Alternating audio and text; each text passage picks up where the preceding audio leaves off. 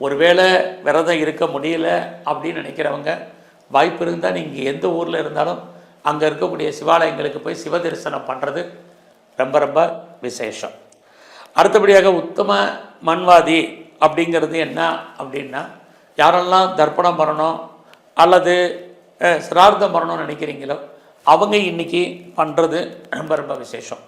பொதுவாக பஞ்சாங்கம் படிக்கிறவங்களுக்கு தெரியும், மொத்த மன்வாதி 14. அதில் இன்னைக்கு உத்தம மன்வாதி. இந்த 14 நாள் மொத்தம் மன்வாதி தினங்கள் ஆக ஒரு வருஷத்தில் வரும். அந்த 14 நாளில் இன்றைக்கி வரக்கூடிய மன்வாதி உத்தம மன்வாதின்னு அர்த்தம்.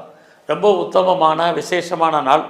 இன்றைக்கி விரதம் இருக்கிறதும், பெரிய பெரிய சிவாலயங்களுக்கு போகிறதும், இறந்த முன்னோர்களுக்கு தர்ப்பணமும் தினமும் இது பண்ணுறதும், பரிகாரங்கள் பண்ணுறதும், சிராத்தம் பண்ணுறதும் ரொம்ப ரொம்ப விசேஷம்.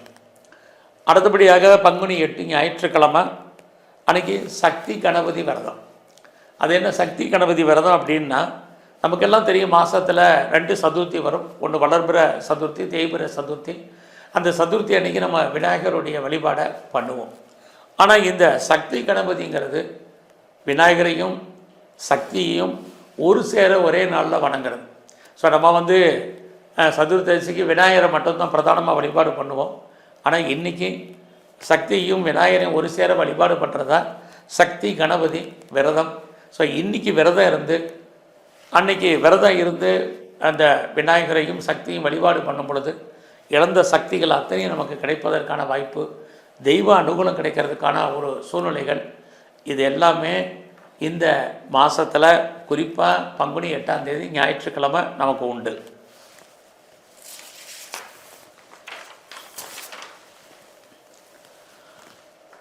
பங்குனி 9ஆம் தேதி திங்கக்கிழமை.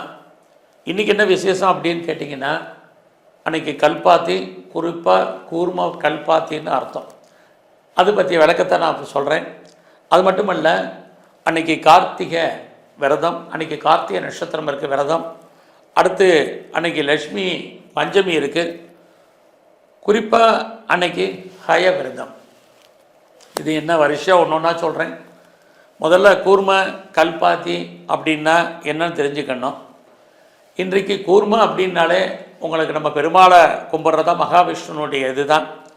இன்றைக்கி கல்பாத்தி அப்படின்னாலே அதுலேயும் கூர்ம கல்பாத்திங்கிறது பெருமாளை மகாவிஷ்ணுவை வழிபாடு பண்ணுறது. உங்களுக்கு தெரியும் கார்த்திகை விரதம். இன்றைக்கி கார்த்திகை நட்சத்திரம், அதனால் இன்றைக்கி கிருத்திகை விரதம் இருக்கிறது ரொம்ப ரொம்ப விசேஷம்.